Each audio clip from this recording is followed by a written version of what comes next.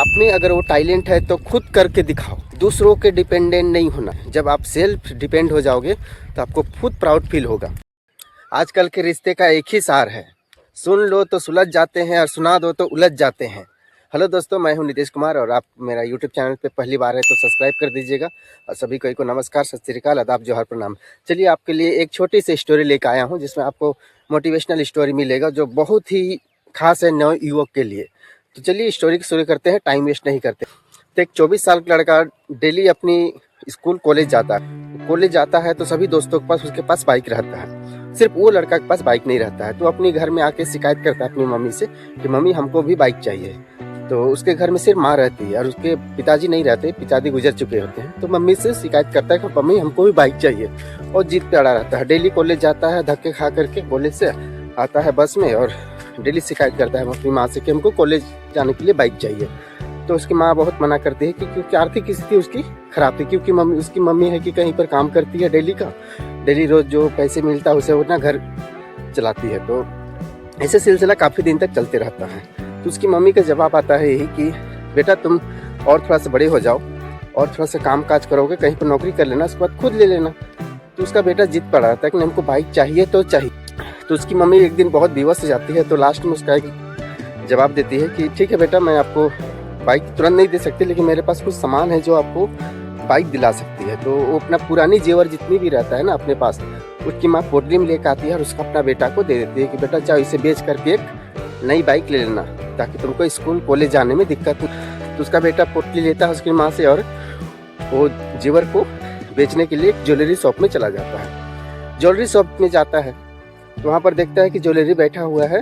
तो उससे पूछता है कि मुझे इस जेवर के जगह में हमको पैसा चाहिए जो हमको ज़रूरत है करके।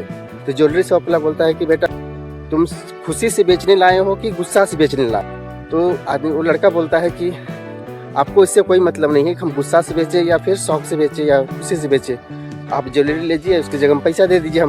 तो ज्वेलरी वाला बड़ा शौक होता है सुन के, तो बोलता है कि नहीं बेटा, ये ज्वेलरी बहुत ठीक है, हम आपकी बात समझिए, लेकिन मेरा बस एक ही मोटिव है कि इतनी पुरानी ज्वेलरी जो है बहुत ही संभाल के रखी गई है। जिसने भी रखी है, आपकी माँ ने दी है या फिर कोई भी दी है, ये बहुत संभाल के रखा गया ज्वेलरी है, बहुत कीमती है ज्वेलरी का, बहुत पुराना है ये और बहुत ओरिजिनल है कहकर लड़का को बोलता है। फिर भी वो बोलता है कि नहीं बेटा, अगर आपको बाइक लेनी है तो वो लड़का बोलता है कि नहीं, ज्वेलरी को रख लो आप, हमको बाइक लेना है इसलिए हमको ज्वेलरी के बेचने आया हूँ कहके। नहीं बेटा, बाइक लेना है तब खुद कमा के ले लो ना कहके, ज्वेलरी पुरानी चीज़ों को नहीं बेचे जाते हैं, ज्वेलरी को।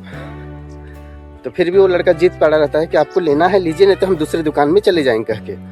तो लड़का नहीं मानता है। तो फिर वो ज्वेलरी शॉप जैसे वो बोलता है वैसे वो कुछ लिखने लगता है वहाँ पर, एक पन्ना में पूरा लिखता है पूरा, और ये बाइक चाहिए ना, तो बाइक कैसा करो, तुम मेरे से कुछ पैसे किस्त में ले जाओ और इसमें साइन कर दो, और जब तुम कमाने लग जाओगे तब मुझे तुम किस्त में वापस कर देना पैसा करके, तब तक ये बाइक लेने के लिए तुम्हें पैसे ले जाओ करके और इसमें साइन कर देना। तो लड़का पिघल जाता है थोड़ा सा और उसको एक चीज़ समझा देता है कि पुरानी ज्वेलर को बेचा नहीं जाता, संभाल के रखा जाता। जब वो ज्वेलरी वाला दुकान से जब वो पैसे लेता है और कागज़ लेता है तो दुकान वाले को लड़का क्वेश्चन करता है कि इतना मेरे पे एहसान क्यों किया जा रहा है, आप मेरे पर इतना एहसान क्यों कर रहे हैं? तो ज्वेलरी दुकान वाला बोलते हैं कि देखो बेटा, जो भी ज्वेलरी को दिया है, आपकी मम्मी दिया है या कोई भी और दिया है, वो ज्वेलरी को बहुत संभाल के रखा है और हम इसलिए आपको ये सपोर्ट कर रहे हैं कि कहीं मेरी भी एक बेटी है, कल वो कहीं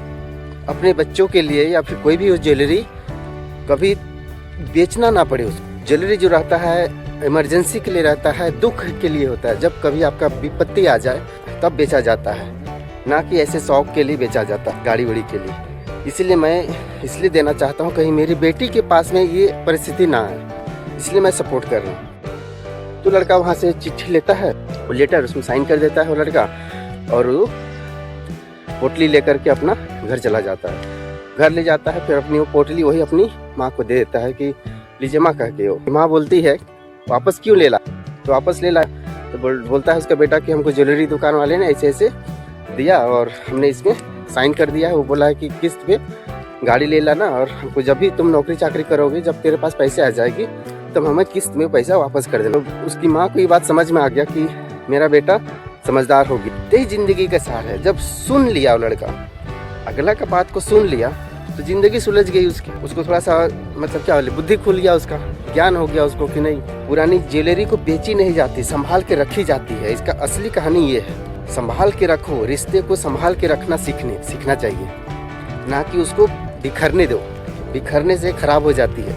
इसलिए वो ज्वेलरी दुकान ने कहा, जेवर को संभाल कर रखी जाती है, ना कि बेची जाती है। तो यही जिंदगी का सार है कि सुन लो तो सुलझ जाएंगे और सुना दो तो उलझ जाते हैं। अगर वही लड़का सुना देता, जिंदगी उलझ जाता। अपने घर में जो प्रेशर करते हैं अपने माता पिता को या फिर कोई भी सामान लेने के लिए, तो कृपया ना करें। वो माता पिता को जा करके पूछिए वो किस परिस्थिति में आकर के घर संभालते हैं या फिर घर चलाते हैं। इसीलिए किसी भी तरह का घर में प्रेशराइज मत कीजिए। बस यही मेरा एक उद्देश्य इस वीडियो को या फिर इस कहानी को बताने का मतलब है कि आप में अगर वो टैलेंट है तो खुद करके दिखाओ, दूसरों के डिपेंडेंट नहीं होना है। जब आप सेल्फ डिपेंड हो जाओगे तो आपको खुद प्राउड फील होगा।